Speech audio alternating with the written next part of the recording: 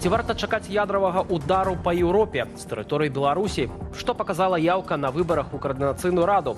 Хто ўзяў найбольшую колькасць месцаў у беларускім протапарламенце? А таксама, хто станецца ахвярай сілавікоў за скаргі ў тыктоку? Я, Віталь Бабін, вітаю спадарства і запрашаю у вечаровы аб'ектыў. Разам прыглядаемся да падзеяў у Беларусі і свеце ў гэты аўторак.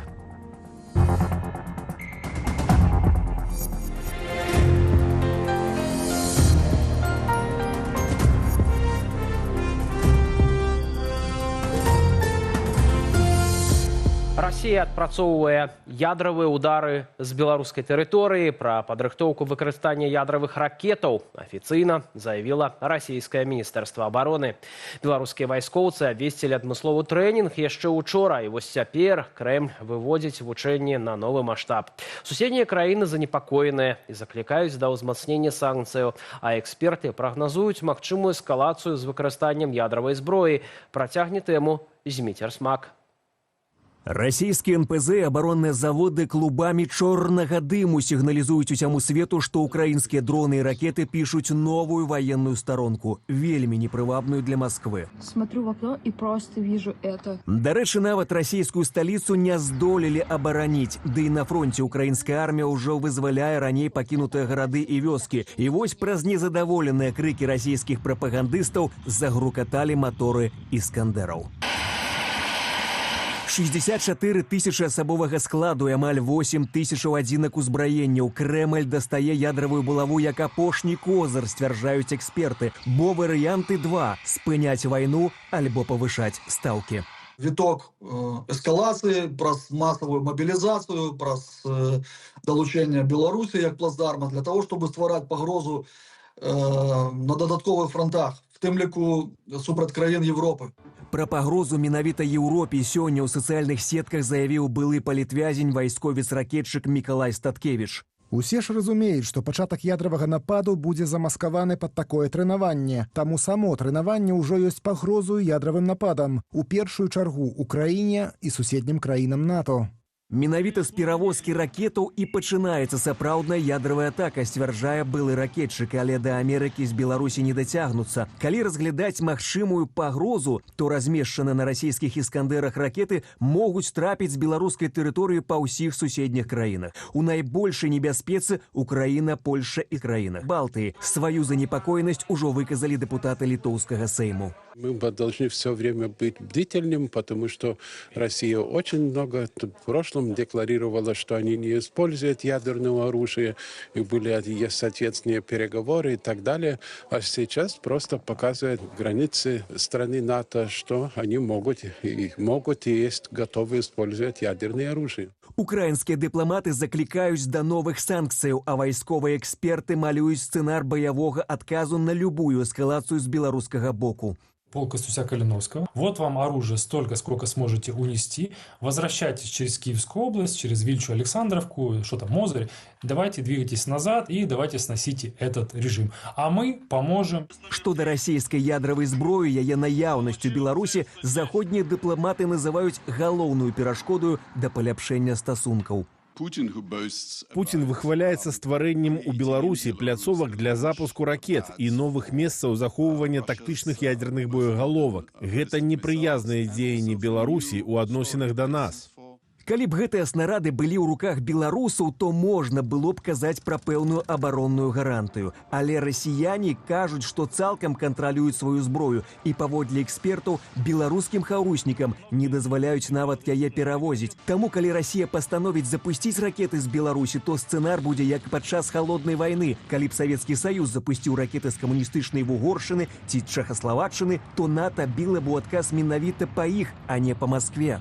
У гэтым сэнсе, я думаю, сітуацыя грунтоўна не змянілася. І зараз, калі нешта такое жахлівае адбудзецца, і удар будзе з тэрыторыі Беларусі, адказ будзе менавіта па тэрыторыі Беларусі. Ужо жахліва ўжо тое, што мы разважаем на гэты конт. Цягам 3 дзён расейцы абяцаюць не толькі перавозіць ядравую зброю, але і страляць балістычнымі ракетамі па сваіх палігонах. Ці будуць запускаць снарады, размешчаныя менавіта ў Беларусі, Масква не ўдакладняе. Зміцер Смак, Белсат. Тым часам войска Эстоніі паведаміла, што ўпершыню збіла беспілотнік над сваёй тэрыторыі. Дзеля гэтага задзеялі румынскі знішчальнік F-16. Паводле папярэдняй інфармацыі, беспілотнік быў украінскім і прызначаўся для атакі па расійскай тэрыторыі. Эстонія ўжо заявіла, што не надавала свае паветраныя прасторы для украінскіх дронаў. МЗС Украіны выбачылася перад балтыйскімі партнёрамі за інцыдэнты.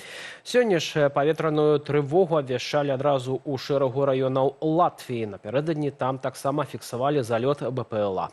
2 дні таму неапазнаны беспілотнік знайшлі ў Літве, паблізу латвійскай і беларускай межаў. Дрон быў з баявой участкаю, яго ўзарвалі на месцы. Пра аналагічны выпадак на тэрыторыі Віцебскай вобласці напісала выданне «Наша Ніва». Улады Беларусі нічога пра інцыдэнт не паведамлялі.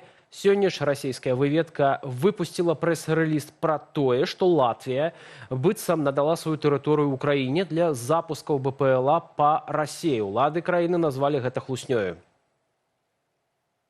У Хойніцкім раёне на Гомельшчыне пройдуць маштабныя вучэнні. Адпрацоўвацца там будуць у тым ліку масаваныя ракетныя ўдары са шматлікімі ахвярамі. Такія планы былі агучаныя на паседжанні мясцовага райвыканкаму. Пра гэта напісала раённая газета, што, праўда, дату вучэнняў там не назвалі. Прытым яны заяўлены як падрыхтоўка да любых надзвычайных сітуацый, ад падтаплення да камунальных аварыяў. Мясцовае аддзяленне МНС ужо праверыла сістэму апавяшчэння насельніцтва, хойнікі мяжуюць з Украінаю. З гэтай тэрыторыі у тым ліку адбывалася ўварванне расійскіх войскаў у лютым 2022 года. Сёлета стала вядома, што раён разглядаюць як месца размяшчэння магільніку для адкідаў беларускай атамнай электрастанцыі.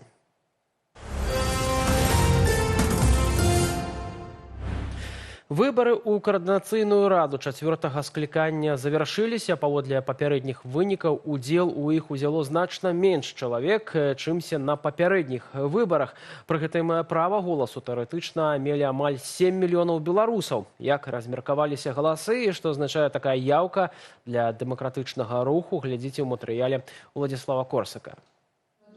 Галасаванне на выбарах у каардынацыйную раду, якое суправаджалася маштабнымі хакерскімі атакамі на выбарчую платформу і запалохваннем з боку рэжыму Лукашэнкі патэнцыйных выбарнікаў, завершаная сёння апоўдні. Яўка 2113 чалавек. Гэта ўтрая менш, чымся на выбарах у 2024 годзе. Такі вынік наўрад ці можна спісаць выключна на тэхнічныя перашкоды. Паводле кіраўніка платформы для галасавання Паўла Лібера, за 7 дзён галасавання яна была дасяжная больш за 95% часу. І толькі 73 чалавекі дакладна не здолелі прагаласаваць з тэхнічных прычынаў. Падрыхтоўкі не было. Не было стратэгіі, не было падрыхтоўкі першапачатковай юрыдычнай, не было падрыхтоўкі інфармацыйнай, таму што з выбаршчыкамі трэба было працаваць, прынамсі, за год да выбараў, так?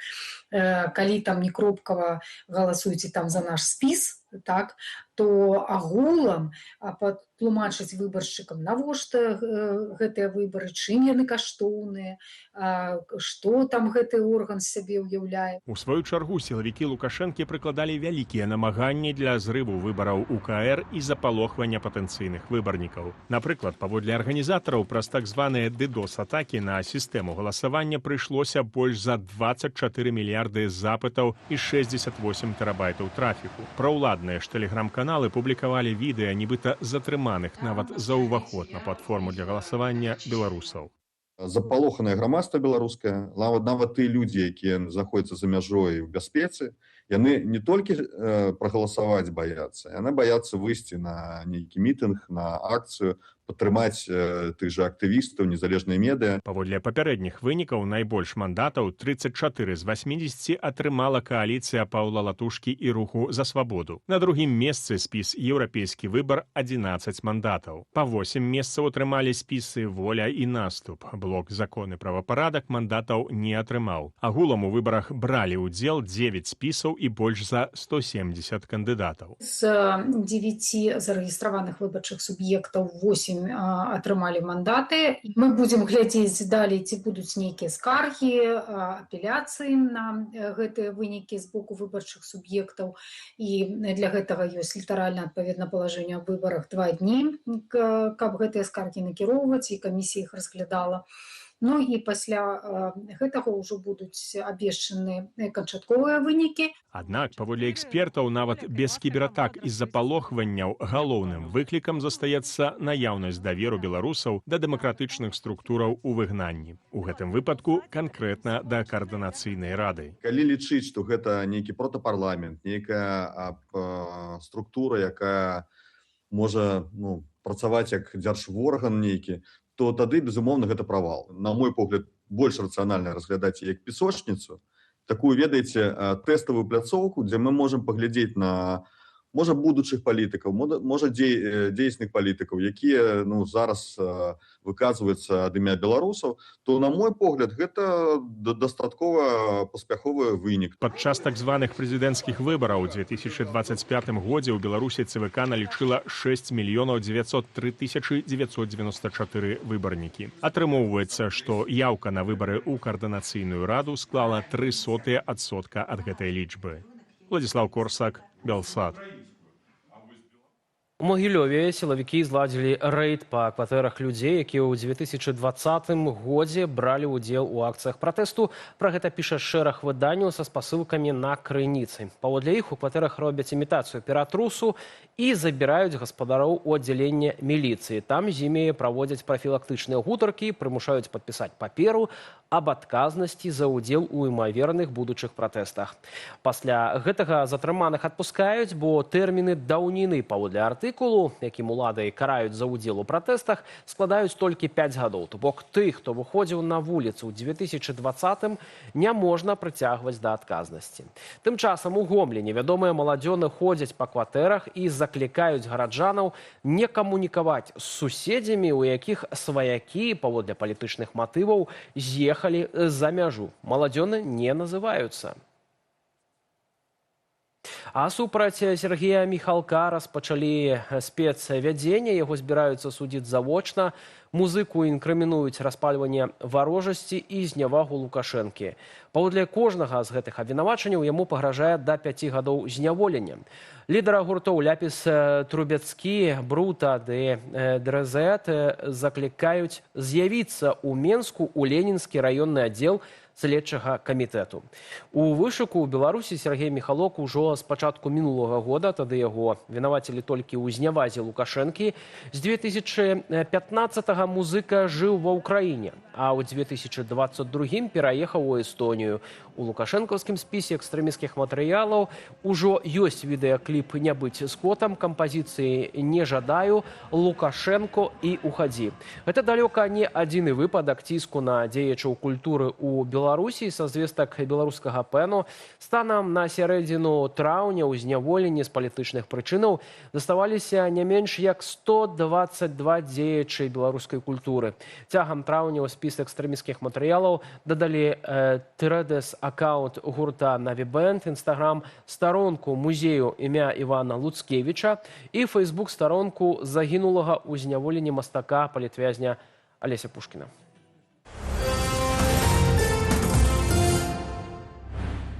Паранілі нібыта ў Польшчы, лікуюць у Беларусі. Гарадзінская міліцыя паведаміла пра шпіталізацыю мужчыны з агнястрэльнымі раненнямі. Ці мог паранены ў Польшчы беларус паспяхова прайсці памежны кантроль і каму патрэбнае аглашэнне такой інфармацыі? Разбіралася Ірына Драфічук.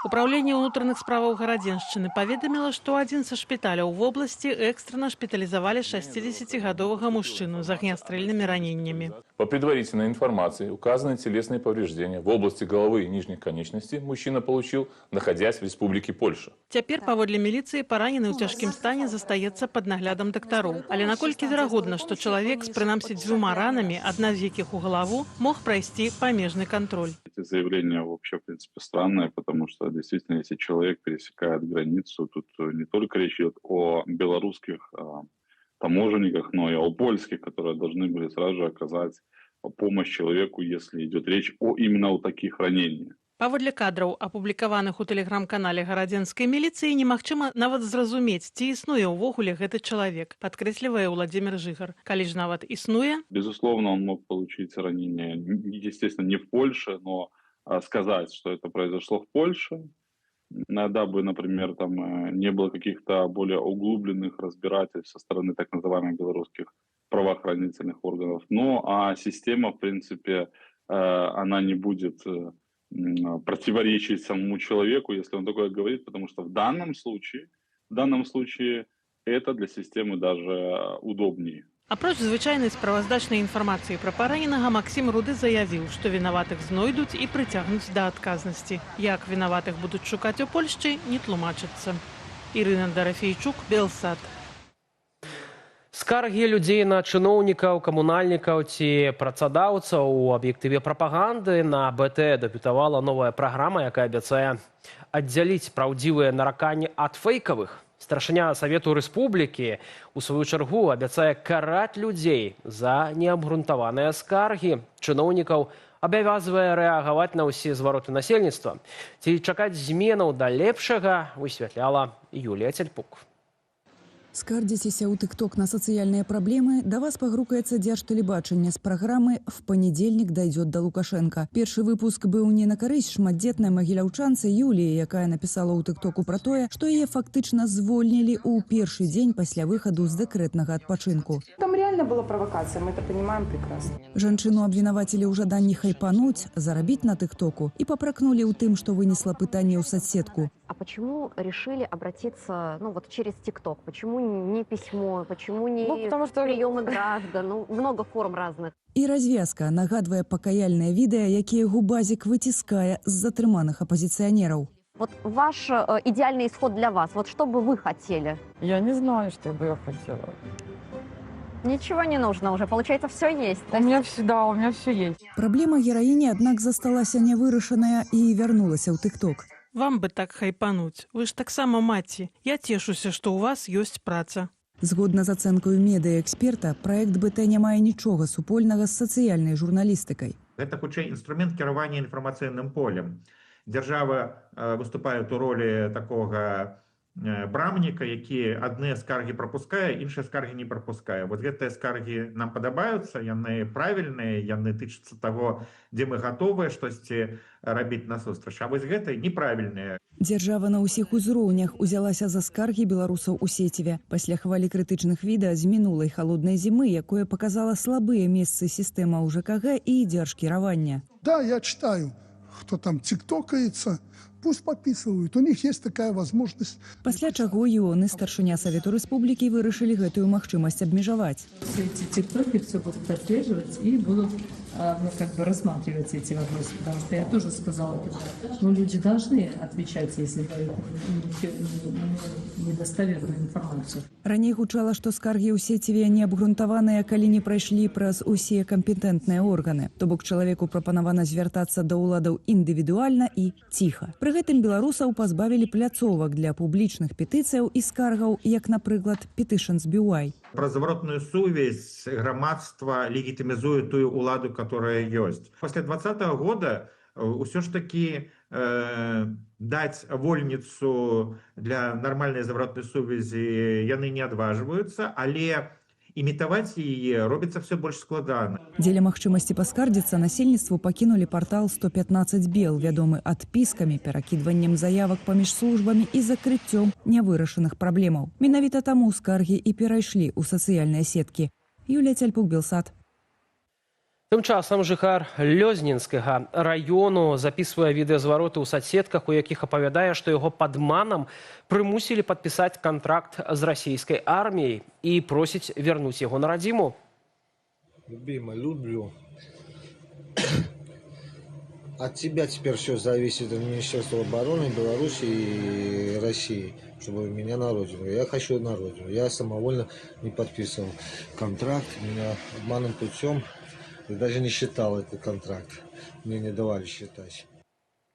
Паводле Лёзнінца, два грамадзяніны Беларусі прапанавалі яму працу вахтавым метадам на лесапілцы ў Смаленскай вобласці Расіі. На месцы яго скіравалі ў ваенкамат і адправілі вайсковую частку У Воронежской области разрывать контракт з ім адмаўляюцца і рыхтуюць да адпраўкі на фронт. Пра рэкламу службы паводле кантракту расійскай арміі ў мясцовых пабліках на Гомельшчыне пісала выданне «Флагшток». У абвестках абяцаюць працу ў штабах і ў тыле, але ў рэальнасці адпраўляюць на перадавую. У Беларусі сапраўднае нашэсце хрушчоў. Соцсеткі напоўненыя відэа, як людзі страсаюць з невялікіх дрэўцаў гэтых жукоў сотнямі, але найбольш непрыемная з імі сустрэча для кіроўцаў. Вялікія вусякі удараюцца ў лабавую шыбу з гукам невялікага каменьчыка. І больш за тое, ствараюць небяспеку на дарозе. Як гэта выглядае ў нашай рубрыцы? Без каментара.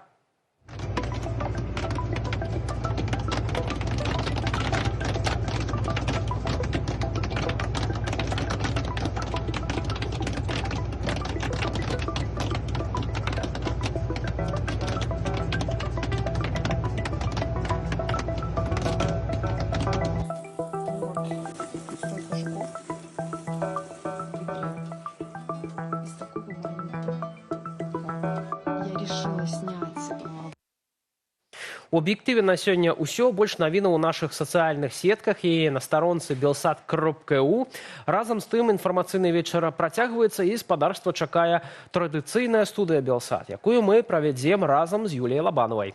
Вітаю, спадарства. Найбліжэйшыя 40 хвілінаў вас чакае інфармацыйна-аналітычная частка эфіру. Нашыя госці Павел Лібер, распрацоўнік платформы для галасавання на выбарах у Каардынацыйную раду, які павядзе пра тэхнічныя выклікі для ягонай каманды, а таксама палітычны аглядальнік радыё «Свабода» Валер Карбалевіч, з якім апроч выбараў у Каардынацыйную раду прыгледзімся і да беларуска-расійскіх ядравых вучэнняў, што стартавалі сёння. Не пераключайцеся. Далучайцеся да абмеркавання сённяшніх навінаў, а таксама галасуйце ў нашым ананімным апытанні, а вынікі ўжо хутка вам агучым у нашым эфіры.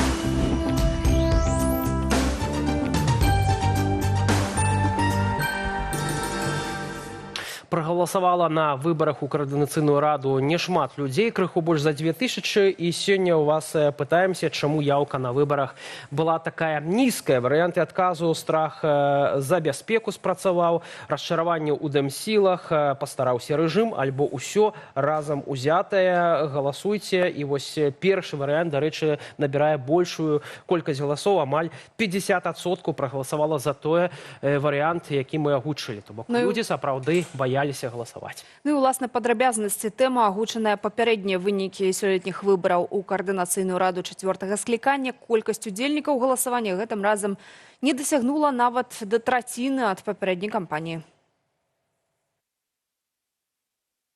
Дэлегатаў сёлета аддалі свае галасы 2113 чалавек. Паводле Паўла Лібера, стваральніка платформы для галасавання, яшчэ 73 асобы не здолелі гэтага зрабіць з тэхнічных прычынаў. У прыватнасці праз маштабныя DDoS-атакі, якія Лібер ацаніў на 63 мільярды запытаў, агульным коштам 100-200 тысяч еўраў. Пры гэтым істотнай шкоды выбарчай кампаніі зламыснікі нанесці не здолелі. Платформа для галасавання была дасяжная больш за 95% часу. Найбольшую колькасць галасоў і, адпаведна, мандатаў УКР набрала кааліцыя Паўла Латушкі і руху «За свабоду». Адзінае, хто не здолеў пераадолець 3% парогу і трапіць у новы склад Каардынацыйнай рады – блок «Закон і правапарадак». Канчатковыя вынікі выбараў будуць абвешчаныя 22 траўня. Да нашай студыі далучаецца Павел Лібер, распрацоўнік платформы для галасавання на выбарах у Каардынацыйную раду. Вітаем вас. Добрый день.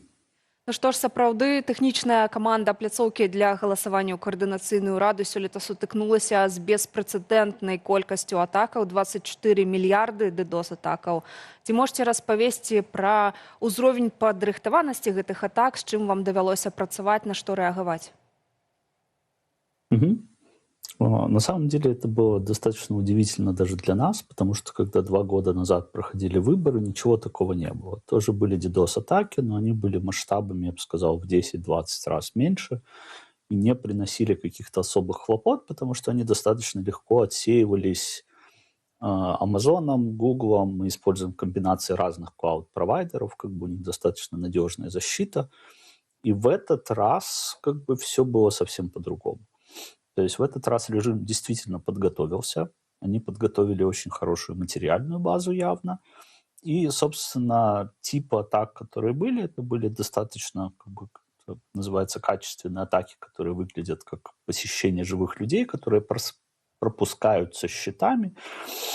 И это все равно не страшно, то есть их можно регулировать, но проблема этого то, что ничего не работает автоматически, то есть там наша команда должна была все 7 дней постоянно дежурить день и ночь для того, чтобы поддерживать инфраструктуру, адаптироваться, отбивать, отсекать по маскам, по странам, по различным провайдерам и прочее, прочее. Поэтому это было просто очень тяжело и морально, и физически, как бы, но в итоге все получилось. Большую часть времени платформа была доступна. Единственное, когда она была недоступна, это вот на 8 часов, когда мы действительно были под большой атакой, то из этих 8 часов 4 часа заняли процедурные вещи, чтобы комиссия там проголосовала за доступ команды к серверу, а 4 часа восстановления. Поэтому я считаю, что мы справились достаточно неплохо, как бы, но, наверное, интересно здесь то, что вот эти выборы показали, что белорусский режим научился тратить ресурсы с умом. То есть мы никогда их не оценивали всерьез с точки зрения там, противников в цифровом поле. Вот, наверное, эти выборы для меня это явный сигнал, что нужно серьезнее относиться к тому, что могут вместе режим и деньги, потому что, к сожалению, мы видим, что они действительно способны создавать очень высокую нагрузку на цифровую инфраструктуру. Вы згадалі, што мелі справу з разумным трафікам, што не адразу зразумелі, што гэта не жывыя людзі, а боты. Як хутка ўдалося гэта зразумець, дзякуючы чаму? Не, это понятно сразу, потому что просто по количеству запросов, потому что вряд ли там несколько миллиардов человек идет голосовать в Координационный совет. Просто удивительно, когда ты смотришь, как все они проходят мимо клауд-счетов и просто идут напрямую в твой сервер, которому от этого становится очень плохо. Как бы поэтому, и когда этот трафик изучается, то, соответственно, ну вот мы передавали сейчас образцы и в Amazon, и в Google, и даже для них такие объемы удивительны, потому что архитекторы, с которыми мы общались, они говорят, что да, мы видим, что сейчас есть такой новый тип атак, он очень новый, мы к нему пытаемся адаптироваться, но чтобы он был в таких объемах, мы пока не видели. Поэтому вот этот случай с белорусскими выборами, это тоже достаточно интересный случай, который в том числе показывает какой-то, знаете, там новый тип оружия, который был применен. И я надеюсь, что клауд-провайдеры к нему адаптируются, потому что если нет, то гражданским инициативам действительно придется туго. Просто потому, что бороться с этим трафиком, как я уже сказал, сложно физически и достаточно дорого с точки зрения там, постоянно выделенной команды, которая должна это делать. Павел, вы агучвалі ранее лічбу для журналістаў у 100-200 тысяч евро. Столькі каштавала магчымасць гэтай атакі. Як вам удалося вылічыць гэтую суму? І, можа быць, удагонку гэтага пытання вы казалі пра тое, што адсочвалі трафік, з якіх краінаў адбываліся гэтыя атакі, і з якіх менавіта найбольшая гэтая была актыўнасць? Чемпионом была Бразилия. Это я помню, она была с большим отрывом, но дальше на самом деле как бы шли достаточно нормальные страны. То есть там Нидерланды, Австрия. Из Беларуси было достаточно много трафика в том числе.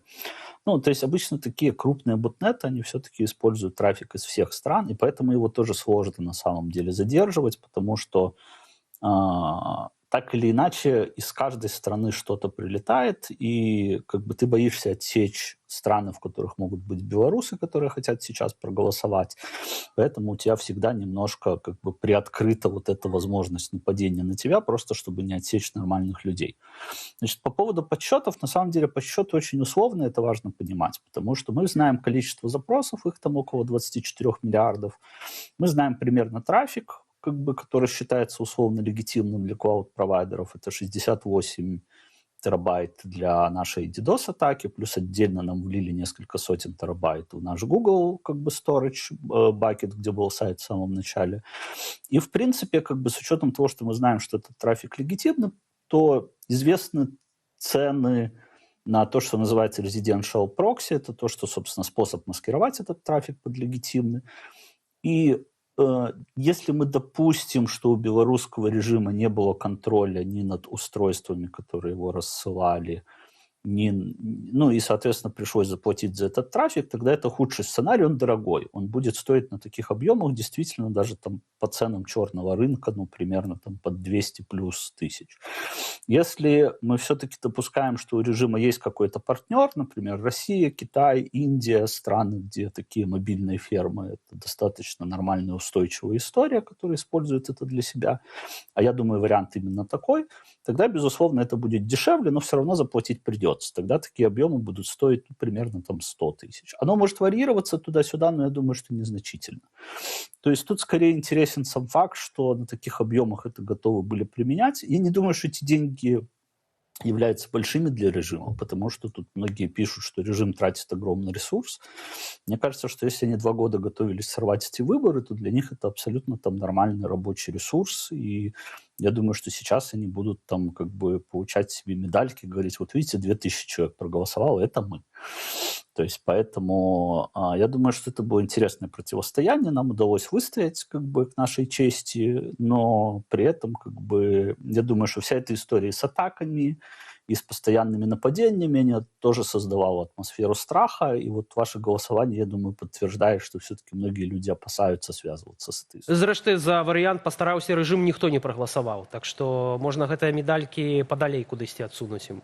Ну вось яшчэ таксама адметна, што сёлета каманда ўпершыню ўвяла такі спосаб галасавання з пашпартам новай Беларусі, але ведаю, што ў некаторых карыстальнікаў былі праблемы прагаласаваць з гэтым пашпартам.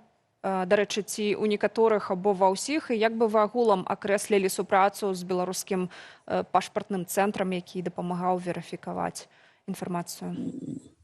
На самом деле проблем было немного, потому что в целом большинство людей сумело нормально проголосовать по этому документу.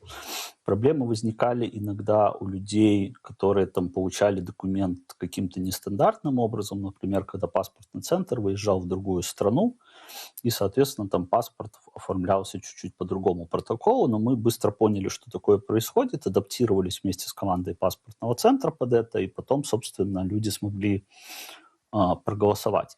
Вообще у нас все это время работала служба поддержки, и почти все, кто туда получил, смогли получить помощь. Ну, то есть, как бы, наверное, процентов там 10-15 было тех, кто действительно не смог, и мы их учитывали. Как бы, но большинство людей смогли, и те проблемы, про которые они рассказывали, они помогали нам в процессе адаптировать платформу и чинить какие-то вещи, и потом со второй попытки или для кого-то с третьей попытки людям удавалось проголосовать. Поэтому на самом деле, мне кажется, это был успешный опыт. Я не знаю, какое количество паспортов Новой Беларуси выдано. Тихановская озвучивала, по-моему, цифру 500 из того, что я помню. Но мне кажется, что, я не помню точно, но мне кажется, что больше сотни человек воспользовались паспортом Новой Беларуси. То есть, что говорит о том, что для людей это стало действительно важным документом. Выбарчая камісія яшчэ прымае апеляцыі да 21 числа. Гэта значыць, што канчатковы як бы вынік выбараў мы даведаемся 21-га. Ці нейкія тэхнічныя моманты тут могуць у падставе апеляцыі быць, і што мае яшчэ ўлічыць у гэтым выпадку выбарчая камісія? На самом деле, как бы, я думаю, что комиссия стоит в сложном положении, потому что, с одной стороны, было время, когда платформа была недоступна, пускай оно было небольшим, но факт есть. С другой стороны, мы там честно посчитали, что есть 73 человека, которые не смогли проголосовать из-за технических сбоев, и это тоже достаточно большое число. Понятно, что оно обусловлено ненормальными условиями, в которых мы находимся, но все равно комиссии придется принимать решение, является ли это там значимыми факторами, или являются ли там все атаки, под которыми мы находились, там компенсирующими факторами для того, чтобы, например, эти выборы признать. Потому что абсолютно всю информацию мы передали комиссии и по атакам, и по всем остальным как бы показателям. Поэтому сейчас для них будет достаточно интересная вот, как бы дискуссия, собственно, признавать, не признавать выборы.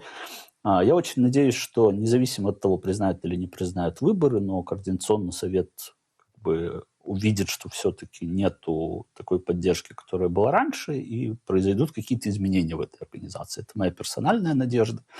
Я помогал на этих выборах, очень надеюсь, что все-таки Координационный совет не будет идти таким же путем, как и он шел раньше.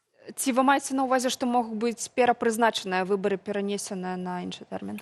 Вполне может быть, комиссия решит, что, допустим, окей, как бы, а мы хотели бы, чтобы платформа была доступна 99% времени, и никого не потеряли по дороге, и нужно там пересобраться и осенью провести другие выборы. Может быть и такое решение, как бы, тут уже это будет приниматься между комиссией и координационным советом. Дзякую, Павел, за гэты каментар і за вашу працу. Павел Лібер, кіраўнік платформы для галасавання на выбарах у Каардынацыйную раду, быў з намі на відэасувязі. Ну а мы яшчэ застаемся ў тэме выбараў, і паводле сайту галасавання удзел у ім узялі 2113 выбарнікаў. Гэта 0,03% ад амаль 7 мільёнаў беларусаў, якія б маглі прагаласаваць. Чаму цікаўнасць была не такая вялікая? Белсату адказаў галоўны рэдактар парталу reform.news Фёдор Паўлюченко.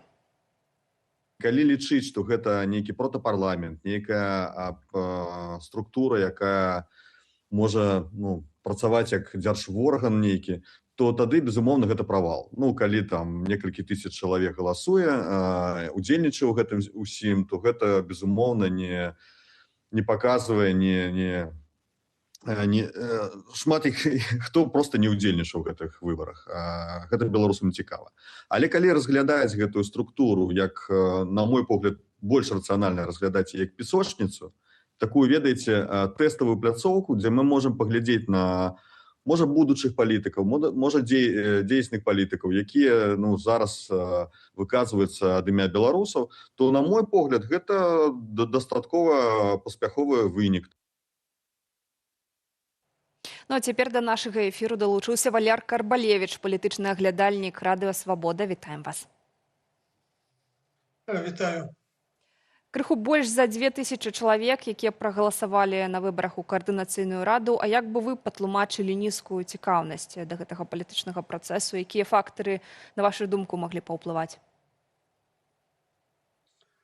Шмат фактараў. І дэпалітызацыя грамадства, не толькі Беларусі, але і эміграцыі беларускай.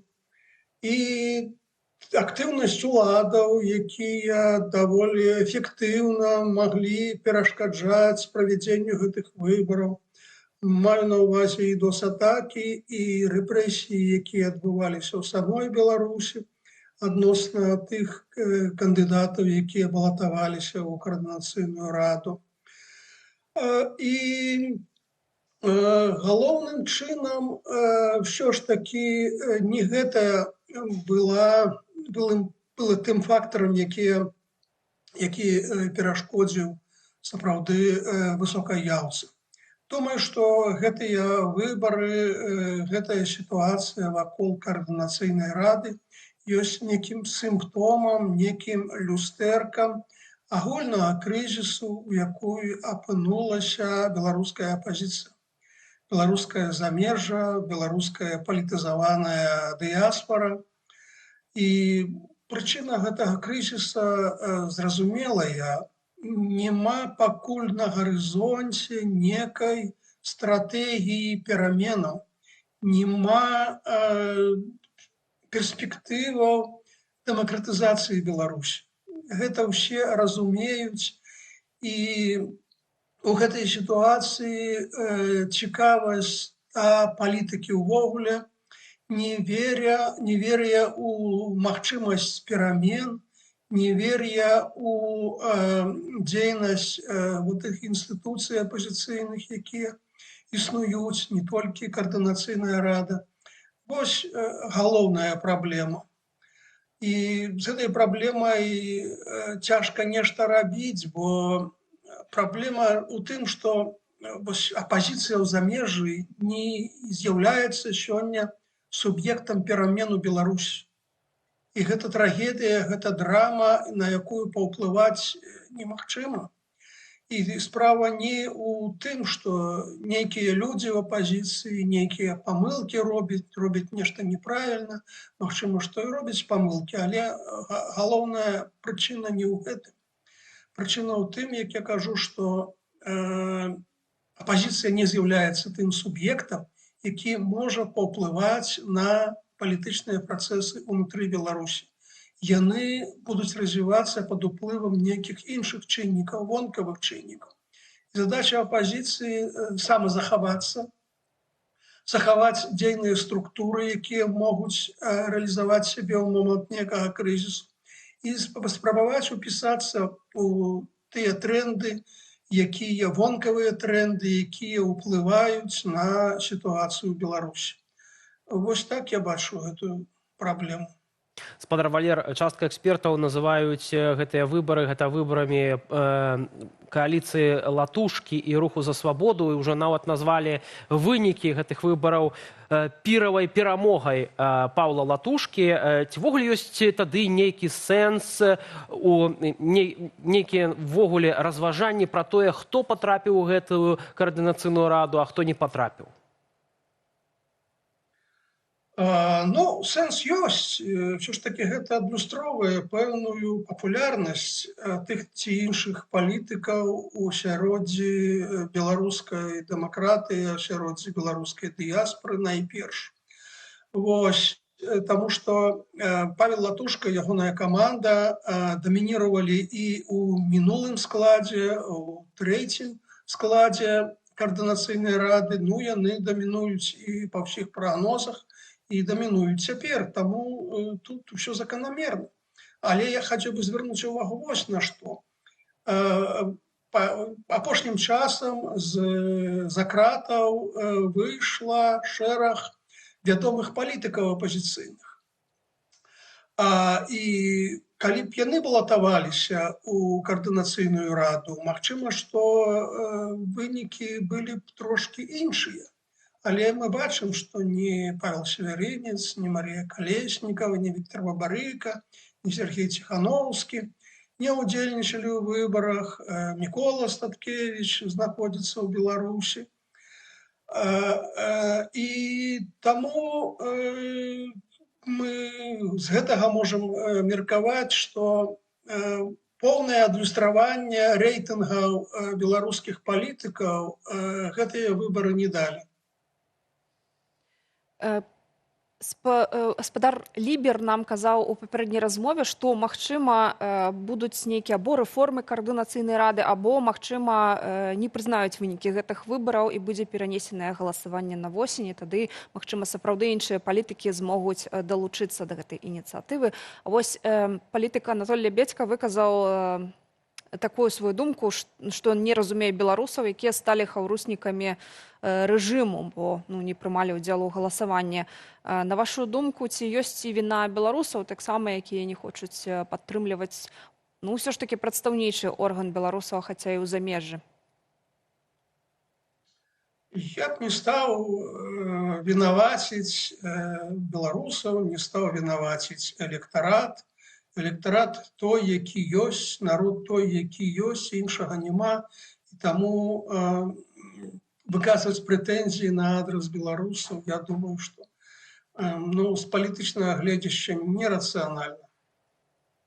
Спадар Валер, хацелі б перайсці да іншай тэмы, не менш важнай, бо больш за 64 тысячы вайскоўцаў, 7 800 адзінак узбраення вайсковай і спецыяльнай тэхнікі, у тым ліку больш за 200 ракетных установак, больш за 140 беспілотнікаў, 73 надводныя караблі, 13 падводных чаўноў, з якіх 8 гэта стратэгічнага прызначэння. У Расіі паведамілі дэталі супольных з Беларусю ядравых вучэнняў. Сёння Лукашенко і Пуцін распачалі вайсковыя вучэнні ў падрыхтоўцы і выкарыстанні ядравай зброі ва ўмовах пагрозы агрэсіі. Сярод іншага, у маштабных манеўрах будуць задзейнічаныя расійскія ракетныя войскі стратэгічнага прызначэння, паўночныя і ціхаакіянскія флоты, далёкая авіяцыя, частка сілаў Ленінградскай і цэнтральнай вайсковых акруг. Будуць праведзеныя пускі балістычных і крылатых ракетаў па расійскіх палігонах. Міністэрства абароны Расіі азначае, на тэрыторыі Беларусі будуць адпрацоўвацца пытанні супольнай падрыхтоўкі і ўжывання ядравай зброі, размешчанай на тэрыторыі нашай краіны. Пры гэтым сцэнар альбо легенда вучэння ў адрозненне ад іншых манеўраў гэтым разам не раскрываюцца. Так сапраўды не раскрываецца легенда, але некаторыя падрабязнасці ўсё ж сталі вядомыя. І калі ўсё ж такі Расія плануе ажыццявіць гэты пробны пуск ядравай зброі, то якім можа быць сцэнар, калі гэты пуск будзе ажыццёўлены з тэрыторыі Беларусі? Ну, тут цікава тое, што Расія праводзіць вучэнні стратэгічных войск, стратэгічных сіл, міжкантынентальных балістычных ракет і іншых ракет, якія лётаюць на вялікую дыстанцыю. А ў Беларусі няма стратэгічнай зброі. У Беларусі тактычная ядзерная зброя. Боезарады на самалётах, боезарады на, магчыма, на іскандерах. Вось, і таму неяк дзіўнае спалучэнне выглядае ўсё гэта. І я б хацеў звярнуць увагу, што, здаецца, мінулым тыднем, ну, у всякім разе, зусім недавно Лукашенко праводзіў нараду з вайскоўцамі, абмяркоўвалі там абаронныя заказы. Ён сказаў такую фразу: так, мы рыхтуемся да вайны, але мы будзем ваяваць на сваёй тэрыторыі, мы на чужую тэрыторыю не прэтэндуем, але вось калі на нас нападуць, то на сваёй тэрыторыі мы будзем даваць адпор. І вось мне цікава, калі мы будзем ваяваць на сваёй тэрыторыі, то як тут з выкарыстаннем ядзернай зброі? Што па сваёй тэрыторыі будзем, так сказаць, біць? Вельмі цікава і вельмі дзіўна. То бок, я бачу ва ўсіх гэтых вучэннях, асабліва на тэрыторыі Беларусі, хутчэй некія такія, ведаеце, інфармацыйна-псіхалагічныя спецаперацыі. Гэта элемент ціску, элемент запужвання суседзяў, элемент шантажу. Ну, як бы перыядычна і Расія, і Беларусь ладзяць падобныя вучэнні. Гэтая мілітарысцкая ліхаманка, яна адбываецца адначасова і ў Беларусі, і ў Расіі, асабліва пасля пачатку агрэсіі Расіі супраць Украіны. Вось. І, уласна кажучы, у гэтым і сэнс. Апошнім часам Расія не вельмі ўдала вядзе вайну. Апошнім часам украінскія дроны даволі паспяхова атакуюць аб'екты на ўсёй еўрапейскай частцы Расіі. І апошні парад на 9 траўня для Пуціна аказаўся, як на мой погляд, не вельмі ўдалым з гледзяча рэпутацыі, прэстыжу. І Расія імкнецца неяк кампенсаваць гэта, неяк даказаць, што ўсё ў парадку, што Расія мае вялізную зброю, вялізныя рэсурсы, і яна мацней. Ну і Беларусь сюды падключылі, зразумела, бо Беларусь тут як бы выступае, беларускі балкон выступае такім, ну, пагражальным плацдармам у магчымых нейкіх сілавых канфліктах з краінамі НАТО, з Захадам. Таму апошнім часам без удзелу Беларусі, без выкарыстання беларускай тэрыторыі Пуцін не можа пагражаць Захаду. Вось, таму б я глядзеў на гэта хутчэй як на такую псіхалагічную, інфармацыйную спецаперацыю, чым на рэальную падрыхтоўку да вайны. Зрэшты, ёсць яшчэ таксама у нас меркаванне Міністэрства замежных спраў Украіны пра пачатак трэнаванняў беларускіх вайскоўцаў у баявым выкарыстанні ядравай зброі і ядравага забеспячэння. Першы намеснік міністра абароны нашай краіны Павел Муравейка паведаміў напярэдадні. Пры гэтым у ведамстве падкрэслілі, што вучэння планавыя і не скіраваныя супраць трэціх краінаў. Тым часам у Кіеве на беларуска-расійскія вучэнні адрэагавалі значна больш рэзка. Давайте паслухаем. Мілітарызацыя Беларусі не толькі падрывае давер да міжнароднага права, але і канчаткова ператварае Менск у суўдзельніка расійскага ядравага шантажу. Нахабства Масквы і Менску, якія сведама пераступілі ўсе чырвоныя лініі дамовы аб нераспаўсюдзе ядравай зброі, не можа заставацца без жорсткага кансалідаванага адказу і сістэмнага стрымлівання абодвух рэжымаў з боку еўраатлантычнай супольнасці і ўсяго свету. Ну, вось цікава, што таксама польскія дыпламаты таксама ўжо назвалі ядравую зброю у Беларусі перашкодай для пацяплення стасункаў. На вашу думку, ці это неяк перашкодзіць Лукашэнку у пацяпленні гэтае вучэнне у пацяпленні стасункаў з суседзямі заходнімі? Ну, пытанне пра тое, ці ёсць сапраўды на тэрыторыі Беларусі ядзерная зброя, застаецца адкрытым. Так, бо, уласна, у праграме абвесцілі, што будуць трэнаваць падвоз боепрыпасаў да пускавых установак. Ці гэта таксама можа сведчыць пра тое, што няма ў Беларусі ядравай зброі? Так, таму я яшчэ раз падкрэсліваю, што тут больш піяру, чым рэальнай пагрозы. Ну, а тое, што суседзі як бы рэагуюць на гэта, як і паложана, што называецца, на мілітарысцкія дзеянні ў суседняй дзяржаве такія, ну, скіраваны супраць ворагаў, а ворагі гэта заходнія краіны, краіны НАТО, Украіна, ну, як бы рэакцыя адпаведная. Што тычыцца Украіны, то я абвярнуў увагу, што апошнім часам палітычныя дзеячы Украіны даволі рэзка ацэньваюць Беларусь і ейную пазіцыю, даволі востра крытыкуюць дзеянні палітычнага кіраўніцтва Беларусі. І я думаю, што гэта даволі свядомая тактыка. Проста сапраўды апошнія месяцы Украіна адчула пэўную сілу, пэўную упэўненасць. Я ўжо казаў, што украінскія дроны вельмі актыўна атакуюць Расію. І я думаю, што ў звязку з гэтым і Украіна, Кіеў лічыць, што, магчыма, Беларусь слабае звено ў саюзе Беларусі і Расіі. Ну і таму вось на ўзроўні рыторыкі даволі рэзкая ацэнка сітуацыі ў Беларусі і вакол Беларусі. Але самае цікавае ў тым, што беларускія ўлады ніяк не адказваюць на гэтую крытыку Украіны. Раней Лукашенко, звычайна, вельмі рэзка рэагаваў на любыя словы з Украіны, а цяпер неяк дзіўна маўчыць. Напэўна, таксама баіцца, не хоча чарговы раз раздражняць кіеўскае кіраўніцтва. Спадар Валер, дзякуй вам вялікі за гэты аналіз, за гэты каментар. Валер Карбалевіч, палітычны аглядальнік Радыё Свабода, быў з намі на відэасувязі.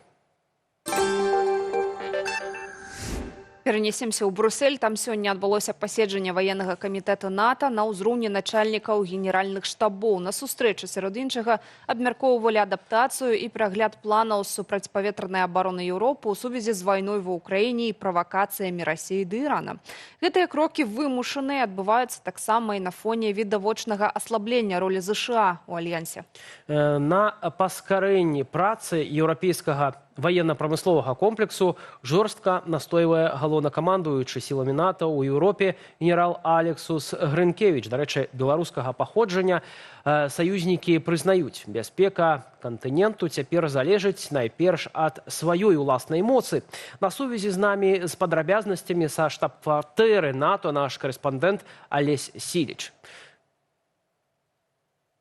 Добрый вечер, шановныя калегі, шановныя гледачы. Пачну з таго, як вы ўжо азначылі, што Паўночна-Атлантычны альянс, а сённяшняе паседжанне толькі пацвярджае гэта, сутыкнуўся з новай геапалітычнай рэальнасцю. Злучаныя Штаты больш не з'яўляюцца бясспрэчным лідарам, які гарантуе бяспеку, у тым ліку еўрапейскага кантыненту. Вашынгтон, відавочна, адыходзіць ад сваёй вядучай ролі ў НАТО, і цяпер Еўропа вымушаная тэрмінова браць адказнасць за ўласную абарону на сябе і прымаць адпаведныя рашэнні. Гэтая змена стратэгічных пазіцыяў, азначаюць натаўскія генералы, адбываецца ў крытычных умовах. Крэмль дэ-факта пераводзіць расійскую эканоміку на ваенныя рэйкі, правакацыі з расійскімі дронамі на ўсходнім флангу НАТО сталі сістэматычнымі, а на поўдні нарастае гібридная і не толькі гібридная пагроза з боку Ірана. Апісваючы сённяшнюю сітуацыю вакол альянсу, на выніковай прэс-канферэнцыі старшыня ваеннага камітэту НАТО адмірал Джузепе Кава Драгоне прама заявіў, што, цытую, «Мы зараз і не ў стане вайны, але ўжо і не ў стане міру». Паслухаем, што яшчэ дадаў адмірал.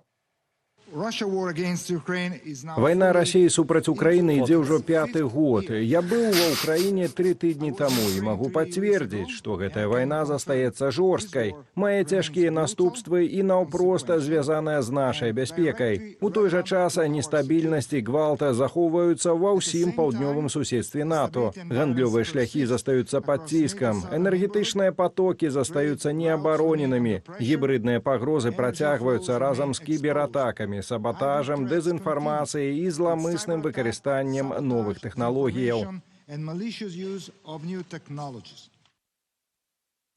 На выніковай прэс-канферэнцыі галоўнакамандуючы сіламі НАТО ў Еўропе генерал Алексус Грынкевіч афіцыйна пацверджыў, што ў бліжэйшы час з еўрапейскага кантыненту па загадзе прэзідэнта Трампа будуць выведзеныя каля 5000 амерыканскіх вайскоўцаў. Дадам, што традыцыйна пасаду галоўнакамандуючага займае амерыканец, хоць і беларускага паходжання, але амерыканскі генерал.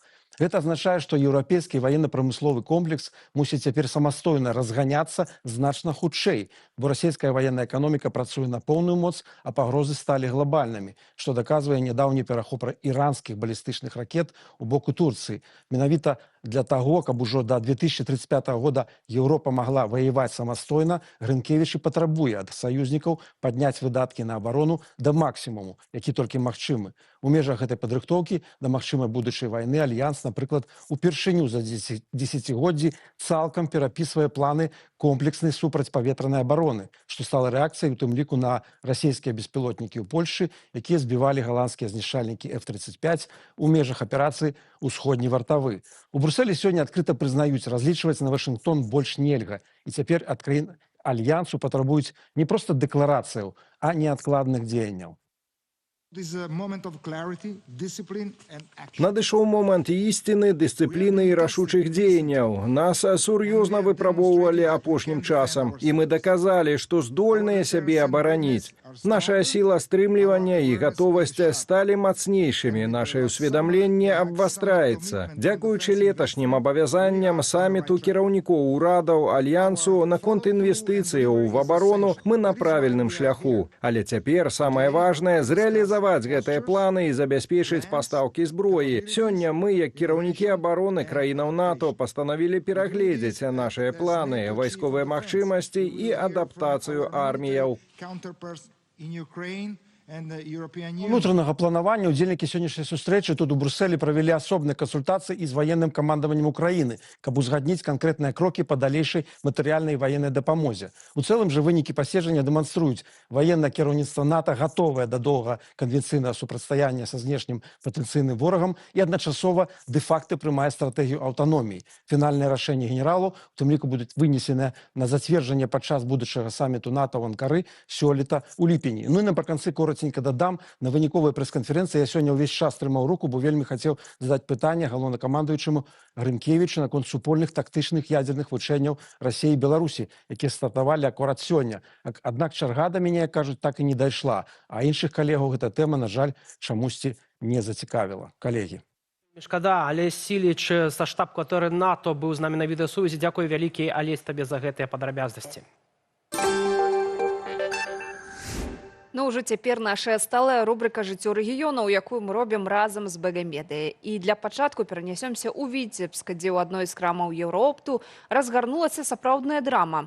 Адна з пакупніц зняла на відэа вераб'я, які, мяркуючы з усяго, трапіў у клеявую пастку для жамяры або мышэй і не мог вырвацца. Пад відэа разгарэліся сапраўдныя жарсці. Адныя папікалі аўтарку, што відэа зняла і пайшла сабе, не ўратаваўшы птушкі. Іншыя павядалі, як у мінскіх крамах вараб'ёў наогул адстрэльваюць. Жарсці паспрабавала сцішыць крама, зняўшы відэа са шчасліваю развязкаю драмы.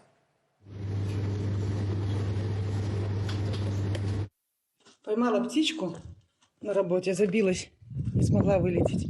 Сейчас я ее отпускаю. Лети к своему другу. О, полетела. Ну а цяпер Светлагорскі раён, у якім, як выявіў мясцовы аўкцыён, няма дурных. Там на гандляванні выставілі былое лётнае поле, амаль 32 тысячы квадратных метраў. Стартавы кошт 2000 рублёў, плюс 20 тысяч задатку, 400 рублёў арганізаваных выдаткаў яшчэ 4% ўзнагароджання для арганізатараў аўкцыёну. Гучаць маштабна і па-багатаму, але ахвотнікаў набыць аб'ект не знайшлося, не толькі таму, што ў дакументах ён быў пазначаны як збудаванне неўстаноўленага прызначэння. Самы цымус лоту ў тым, што патэнцыйны пакупнік мусіць заплаціць па сутнасці толькі за стары асфальт, зямля пад якім не прадаецца, а здаецца ў арэнду да канца жніўня 2029 года. Што рабіць з гэтай пакупкай, неясна. Пачынаць бізнес з перспектываю страціць яго цягам 3 гадоў, разбіраць стары асфальт на будматэрыялы, дык дэмантаж і вываз абыдуцца даражэй за магчымую выгаду. Як той казаў, няма дурных. Спадарства, на гэтым дзякуем вам за вашы каментары, увагу, падабанне на нашым YouTube-канале. З вами сёння былі Віталь Бабін. А таксама Юлія Лабанова. Да сустрэчы ў эфірах Белсат. Пакуль.